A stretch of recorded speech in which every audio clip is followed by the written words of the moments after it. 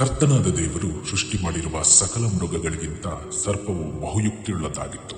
ಅದು ಸ್ತ್ರೀಗೆ, ನೀವು ತೋಟದಲ್ಲಿರುವ ಯಾವ ಮರದ ಫಲವನ್ನು ತಿನ್ನಬಾರದೆಂದು ದೇವರು ಹೇಳಿರುವುದು ನಿಜವೋ ಎಂದು ಕೇಳಿತು.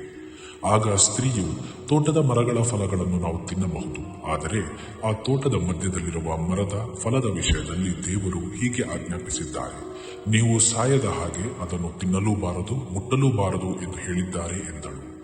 ಸರ್ಪವು ಸ್ತ್ರೀಗೆ, ನೀವು ಖಂಡಿತವಾಗಿಯೂ ಸಾಯುವುದಿಲ್ಲ, ನೀವು ಅದನ್ನು ತಿಂದ ದಿನದಲ್ಲಿ ನಿಮ್ಮ ಕಣ್ಣುಗಳು ತೆರೆಯಲ್ಪಟ್ಟು ನೀವು ಒಳ್ಳೆಯದರ ಕೆಟ್ಟದರ ಭೇದವನ್ನು ಅರಿತವರಾಗಿ ದೇವರುಗಳ ಹಾಗೆ ಇರುವಿರೆಂದು ಆಕೆಗೆ ತಿಳಿಸಿತು.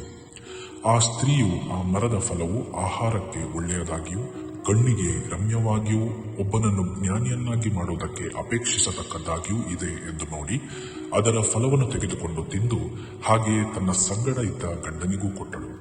ಆಗ ಅವರಿಬ್ಬರ ಕಣ್ಣುಗಳು ತೆರೆಯಲ್ಪಟ್ಟು ತಾವು ಬೆತ್ತಲೆಯಾಗಿದ್ದೇವೆಂದು ತಿಳಿದುಕೊಂಡರು. ಹಾಗೂ ಅವರು ನಾಚಿಕೆಯಿಂದ ಅಂಜೂರದ ಎಲೆಗಳನ್ನು ಹೊಲಿದುಕೊಂಡು ತಮಗೆ ತಾವೇ ಉಡುಗೆಗಳನ್ನು ಮಾಡಿಕೊಂಡರು. ಆಗ ಕರ್ತನಾದ ದೇವರು ಆ ದಿನದ ತಂಗಾಳಿಯಲ್ಲಿ ತೋಟದೊಳಗೆ ತಿರುಗಾಡುವ ಶಬ್ದವನ್ನು ಕೇಳಿ ಆದಾಮನು ಹಾಗೂ ಅವನ ಹೆಂಡತಿಯು ದೇವರಾದ ಕರ್ತನ ಸನ್ನಿಧಿಯಿಂದ ತೋಟದ ಮರಗಳಲ್ಲಿ ಅಡಗಿಕೊಂಡರು. ಆಗ ದೇವರು ಆದಾಮನನ್ನು ಕರೆದರು.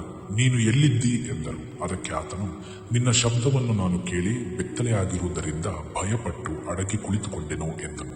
ಅದಕ್ಕೆ ದೇವರು, ನೀನು ಬೆತ್ತಲೆಯಾಗಿದ್ದಿ ಎಂದು ನಿನಗೆ ತಿಳಿಸಿದವರು ಯಾರು? ತಿನ್ನಬಾರದೆಂದು ನಾನು ನಿನಗೆ ಆಜ್ಞಾಪಿಸಿದ ಮರದ ಫಲವನ್ನು ತಿಂದಿದ್ದೀಯೋ ಎನ್ನಲು, ಅದಕ್ಕೆ ಆತನು, ನೀನು ನನ್ನ ಸಂಗಡ ಇರುವುದಕ್ಕೆ ಕೊಟ್ಟ ಸ್ತ್ರೀಯು ಆ ಮರದ ಫಲವನ್ನು ನನಗೆ ಕೊಟ್ಟಳು, ನಾನು ತಿಂದೆನು ಎಂದನು. ಕರ್ತನಾದ ದೇವರು ಸ್ತ್ರೀಗೆ, ಇದೇನು ನೀನು ಮಾಡಿದ್ದು ಎಂದು ಕೇಳಿದಾಗ ಆ ಸ್ತ್ರೀಯು, ಸರ್ಪವು ನನ್ನನ್ನು ವಂಚಿಸಿದ್ದರಿಂದ ನಾನು ತಿಂದೆನು ಎಂದಳು. ಅದಕ್ಕೆ ದೇವರು ಸರ್ಪಕ್ಕೆ, ನೀನು ಇದನ್ನು ಮಾಡಿದ ಕಾರಣ ಎಲ್ಲಾ ಪಶು ಪ್ರಾಣಿಗಳಲ್ಲಿಯೂ ಎಲ್ಲಾ ಅಡವಿಯ ಮೃಗಗಳಲ್ಲಿಯೂ ಶಪಿಸಲ್ಪಟ್ಟು ಜೀವದಿಂದಿರುವ ದಿನಗಳಲ್ಲೆಲ್ಲ ಹೊಟ್ಟೆಯಿಂದ ಹರಿದಾಡಿ ಮಣ್ಣನ್ನು ತಿನ್ನುವಿ. ನಿನಗೂ ಈ ಸ್ತ್ರೀಯ ಸಂತಾನಕ್ಕೂ ಹಗೆತನವನ್ನು ಇರಿಸುವೆನು. ಆಕೆಯ ಸಂತಾನವು ನಿನ್ನ ತಲೆಯನ್ನು ಜಜ್ಜುವರು ಹಾಗೂ ನೀನು ಅವರ ಹಿಮ್ಮಡಿಯನ್ನು ಕಚ್ಚುವಿ ಎಂದರು. ಆಗ ಸ್ತ್ರೀಗೆ ದೇವರು, ನಾನು ನಿನ್ನ ದುಃಖವನ್ನು ಗರ್ಭವೇದನೆಯನ್ನು ಅಧಿಕವಾಗಿ ಹೆಚ್ಚಿಸುವೆನು. ನೀನು ಕಷ್ಟದಿಂದ ಮಕ್ಕಳನ್ನು ಹೆರುವಿ, ನಿನ್ನ ಗಂಡನ ಮೇಲೆ ನಿನಗೆ ಆಶೆ ಇರುವುದು, ಆತನು ನಿನ್ನನ್ನು ಆಳುವನು ಎಂದನು.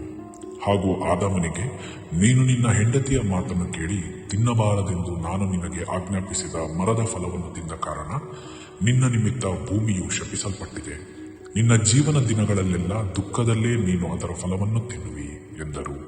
ಹಾಗೂ ನೀನು ಮಣ್ಣಿಗೆ ತಿರುಗುವವರೆಗೂ ನಿನ್ನ ಹಣೆಯ ಬೆವರನ್ನು ಸುರಿಸಿ ರೊಟ್ಟಿಯನ್ನು ತಿನ್ನುವಿ, ಯಾಕಂದರೆ ನೀನು ಅದರೊಳಗಿಂದ, ಅಂದರೆ ಮಣ್ಣಿನೊಳಗಿಂದ ತೆಗೆಯಲ್ಪಟ್ಟವನಾದ್ದರಿಂದ ನೀನು ಮರಳಿ ಮಣ್ಣಿಗೆಯೇ ಸೇರುವೆ ಎಂದರು.